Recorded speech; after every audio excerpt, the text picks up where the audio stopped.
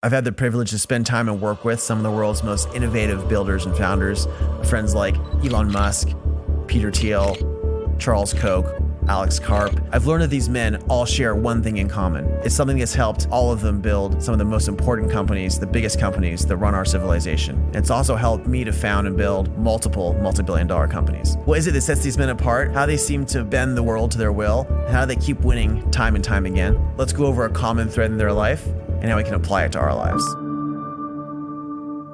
If you want to understand where the world's going to be in 10 years, in 20 years, and you want what you're building to be influential in the world, you have to really understand the nature of the world itself. If you want to understand how to get the most out of the people around you, how to help them fully self-actualize, you should really understand the philosophy of what self-actualizing is and what their needs are and how you inspire them to get there. And if you want your company to work with other companies and create value and grow, you need to understand what value even is. What is mutual benefit? How do markets work? How can you take the ways that markets work and how civilization works and apply those to the frameworks of your company? And there's no one better at doing that than Charles Koch. You're like one of the richest people in the world. Charles Koch grew his family business, Koch Industries, into one of the largest privately held companies in America. The biggest problem in the world, and it always has been, this, what Nietzsche called and Viktor Frankl called the will to power. That is, this top-down approach, because I'm smarter than you or I want power over you, to approach it that way, a command and control system. What the principles of human progress teach, the principles in the Declaration of Independence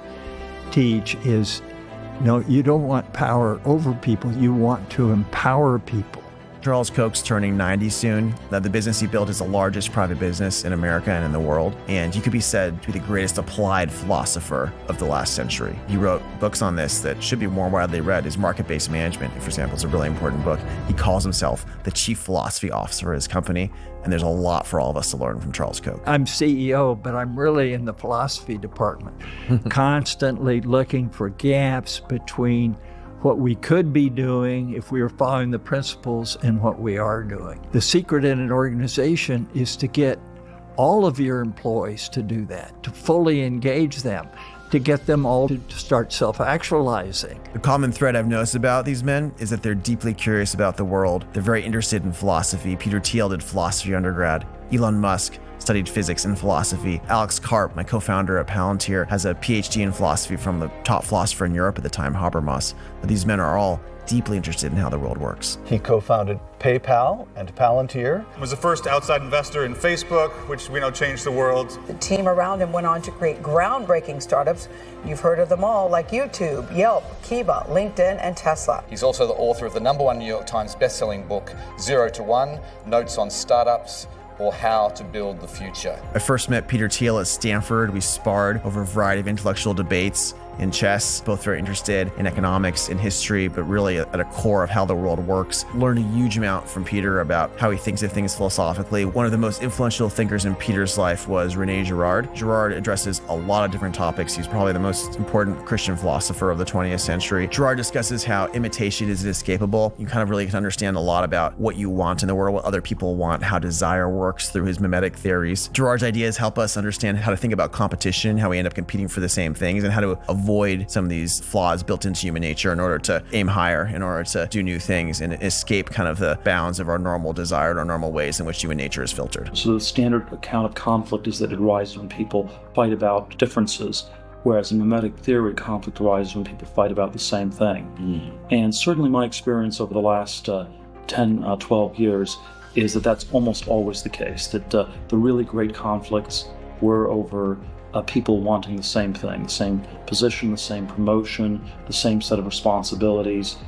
And so one of the challenges as a CEO in a lot of these companies, I think, is to try to apply mimetic theory and preemptively avoid conflict by making sure that roles are reasonably well differentiated. In most of these companies, whether they succeed or fail, is often driven by internal dynamics, not by external ones. Peter sees the world very differently and he acts on it. And so not everything Peter does is a crazy success. Sometimes things that are very different and crazy actually are just end up being crazy. But sometimes they end up being the first investment in Facebook or supporting us to build Palantir and helping us do so when no one else would. Or so many other things that Peter's gotten right, whether it's with Airbnb early, SpaceX before Elon had his success there right at the very beginning. Peter's willing to think about things from first principles as Elon is as well, and to approach things from a totally different angle. And that's led to a lot of of success. There's a tremendous value in trying to do things that are new or that are different. Thinking about how disturbingly herd-like people become in so many different contexts is something that mimetic theory forces you.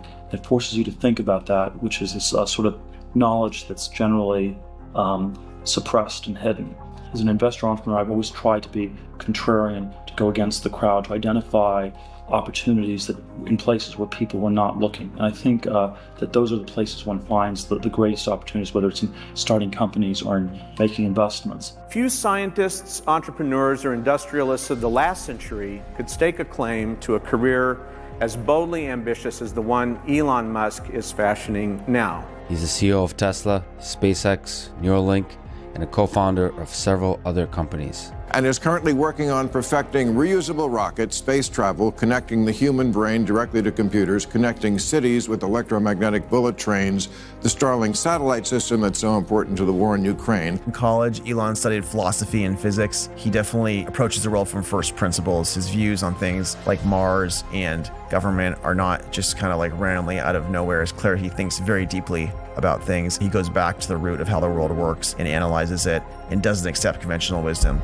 Very similar in some ways to Peter Thiel and how I approach things, which is that just because something is the way it is, just because it's broken, doesn't mean it always needs to be broken. When I was a teenager, I had like an existential crisis to try to figure out what's the meaning of life. Then I started reading philosophers, careful of like reading German philosophers as a teenager. As a kid, you're like, whoa. And then I read Hitchhiker's Guide to the Galaxy, and basically what Douglas Adams was saying is that we don't really know what the right questions are to ask. The universe is the answer, but what are the questions? I've been really impressed listening to him philosophize. I think he was at Milken earlier talking about education. I think it's great how he's reevaluating these things from first principles, whether it's education, whether it's warfare, whether it's with Doge, and it leads to a lot of success. I think it's also important to reason from first principles rather than by analogy. So the normal way that we conduct our lives is we reason by analogy. We're doing this because it's like something else that was done. It's kind of mentally easier to reason by analogy rather than from first principles. You kind of boil things down to the most fundamental truths and say, okay, what are we sure is true or as sure as possible is true? And then reason up from there. That takes a lot more mental energy. Somebody could say, in fact people do, that battery packs are really expensive and that's just the way they'll always be because that's the way they've been in the past. You're like, well, no, that's pretty dumb. So first principles would be to say, okay, what are the material constituents of the batteries?